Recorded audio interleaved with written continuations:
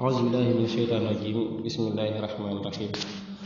Mbokk yi ñu ngi leen di nuyu bu baax dellusiwaat nañ ci seen naafila bés bi ñuy ànd ak yéen waaye tamit di def benn ndénkaan bés bu nekk rek. tey nag suñ ndénkaan dañ koy jëmale maanaam ci wax lu la wóorut.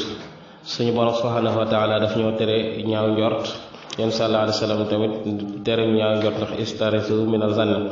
loolu yëpp nag dafay waral jaam bi di dugg digganteem ak mbokki da jaamam ci yoo xam ne si nii mën na indi ay noonu waaye mën na indi tamit ay bàkkaar. te ñuy tuub di dellu ci suñu borom subhanahu wa taala lu bëree bëri te xam ne weeri tuub la, ndax suñu borom nee na ijtanibu kasran mina zanni inna ba'da zanni ismun. yenn njort yi day mujj jur ay bàkkaar. kon ñu mool ci bu baax ñaaw njort tey rafet njort, lépp lu nit def rek ñu àtte ko ci suñu xel mu rafet. kon naafila tey bi dafa nekk ñeenti rakka bu ci nekk dafa nekk fatiha ñetti yoon, fatiha benn yoon, alam nasra ñetti yoon, suratu ixlaas mooy qul huwallahu ahad ñetti yoon.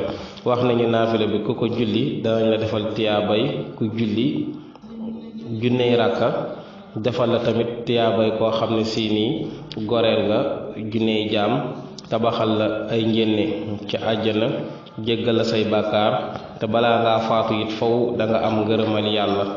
kon lu bëree bëri ay njëriñ la mbokk yi, ñu bàyyi ko xel bu baax a baax. wassalaamu aleykum wa rahmatullah.